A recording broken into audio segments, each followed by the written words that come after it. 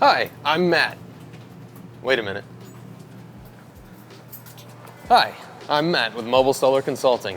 Today we worked on an Airstream Flying Cloud. Let me show you the roof.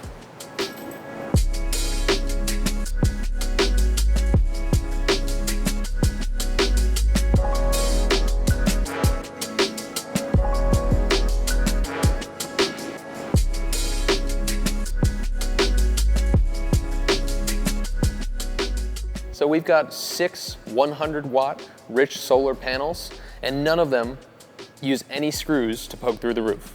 So this is purely VHB tape and Sikaflex to adhere everything. Even the wires are secured just using Sikaflex, no screws, no cable clamps poking through the roof.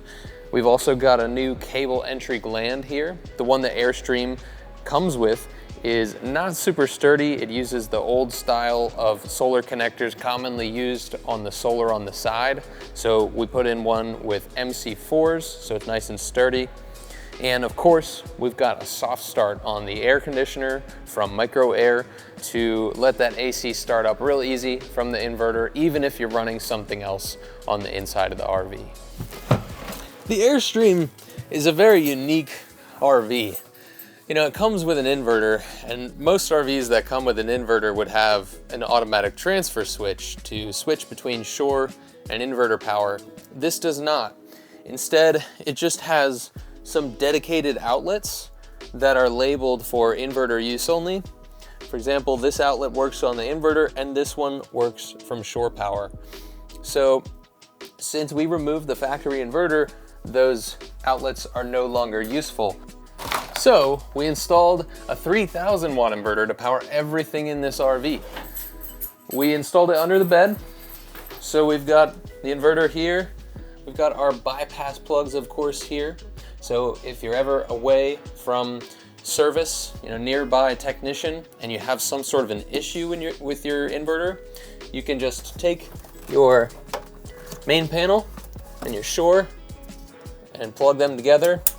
And now the inverter's out of the equation and you're back to factory conditions.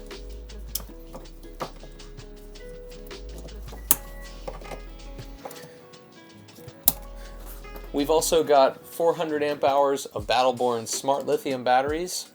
And until their hub is ready to report the state of charge to the Victron equipment, we won't know that. So we added a smart shunt to keep track of the percentage.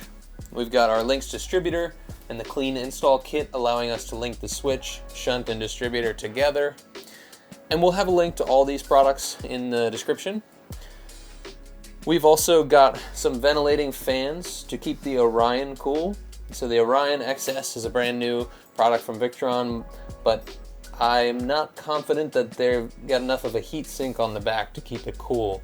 So we've been getting a lot of overheating warnings on these guys, a couple of RMAs. So to keep it cool, we installed a fan blowing air right at the back of it and another fan blowing air out of the cabinet as a whole.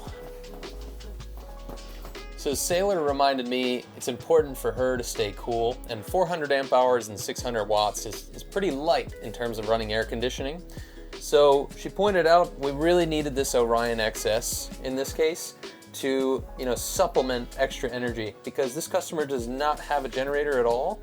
So anytime their batteries get low, they can go ahead and turn on their truck and plug it into the Anderson connector up front and recharge these batteries. And we're right back where we started. This is where we place the touchscreen here. Many customers will, as they're leaving their RV, they'll want to turn the inverter off to save power. So you can do that here. If you need a Sailor approved solar system for your RV, you know where to find us.